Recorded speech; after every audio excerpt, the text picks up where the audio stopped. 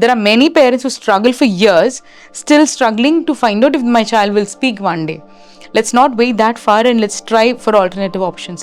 When they hear it as an affirmation from the therapist, they find it okay. Probably this person has worked with my child. She knows the plus and minus and she's suggesting, so they would take it seriously. Than a doctor or someone saying, or when you meet a person who's associated with those children, if they have a knowledge, it's going to be easy for the parent to use that. So I personally feel anyone who's associated with special children should encourage the parent or the family to get exposed to it. You can probably, in any good therapy centers, they can have a small trial unit for AAC alone. Parents can explore, see the options, how well they can implement that and get going with it.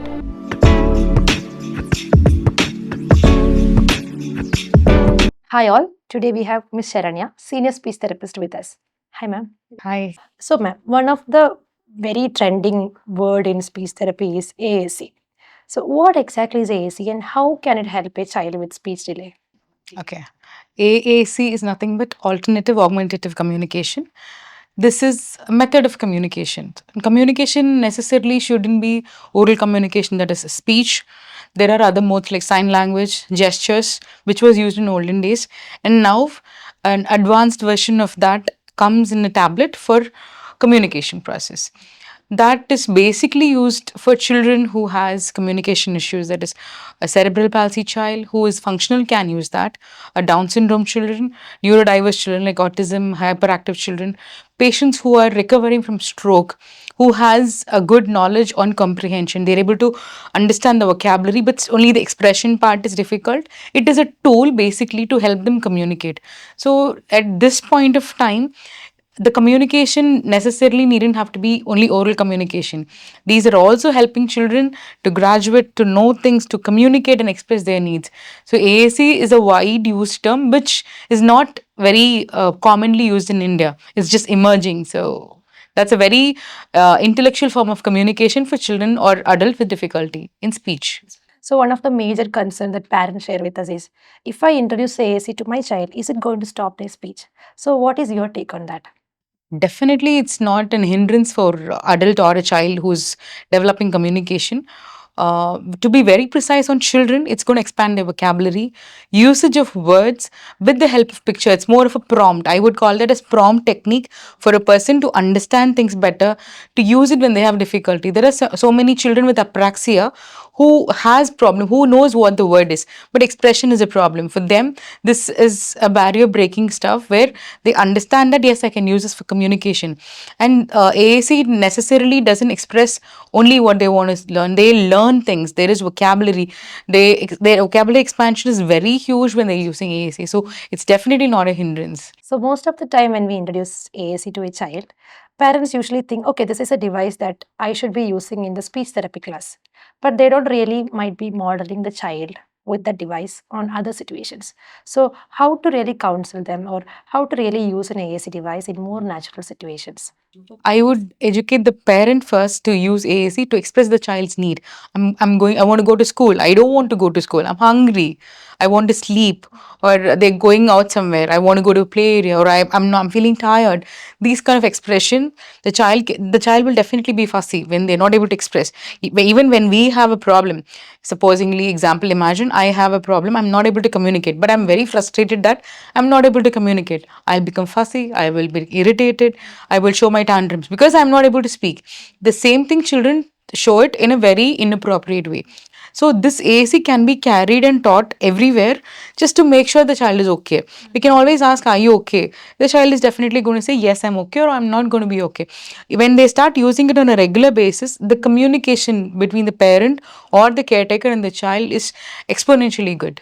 So they have to use it on a regular basis. Like when you have an assistant who's going to help you do things, AAC is like that for a child who's not communicating. So ma'am, how do you handle situations like, resistance from the teacher or from the school about AAC devices? I think many of the school, they claims themselves to say that we are inclusive. But when it comes to the reality, it's not inclusive because they don't know how to adapt. They would be happy and warm to welcome children with difficulty or neurodiverse children. But when they have to accommodate in classroom, it's a big task because they're not exposed to. So any schools who, when they say claim to say that they are inclusive, I think, I mean, this is my personal thought, that they should be associated with a part of therapy where the child is coming from, because equal amount of time, quality time the child is spending in school and therapy center. So frequent plans from therapist, how they can use this, or at least the school management can introduce such techniques from therapy centers to school teachers to train them on a periodical basis, how to handle, how to pick up soft signs from children who has difficulty in classrooms, what strategies can be used.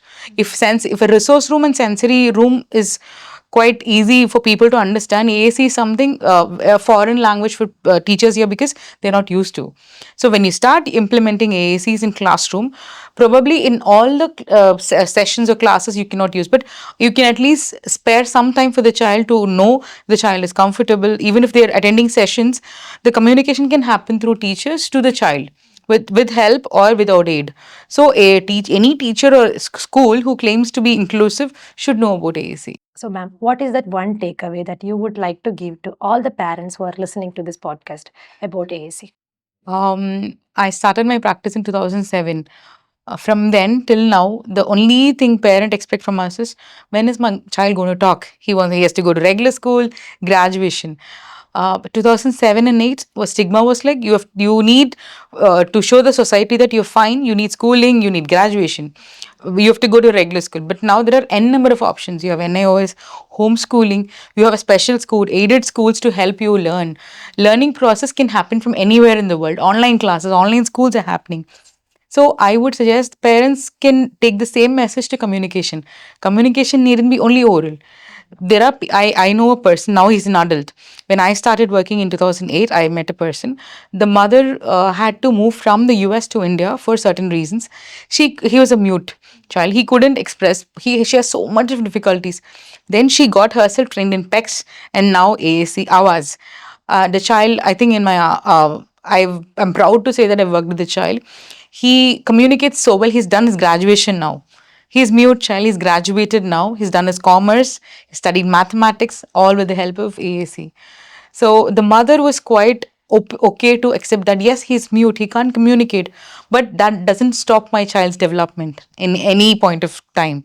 The child is done. He is an autistic child. He's mute. Even now he has difficulties, but the mother has used AAC as another child or a sibling or a twin to establish the communication of the lag. And now the child is a graduate. I mean, I won't call him as a child. He's an adult now. He's a graduate. So any mother who gets their child labeled as neurodiverse, autistic, or Down syndrome, it doesn't stop you there. It doesn't stop the child or the family. We have to think for strategies to make things better for him. Ultimately, AAC is one golden tool that is available for children who has communication difficulties. So try exploring with that, and there are many options coming up now.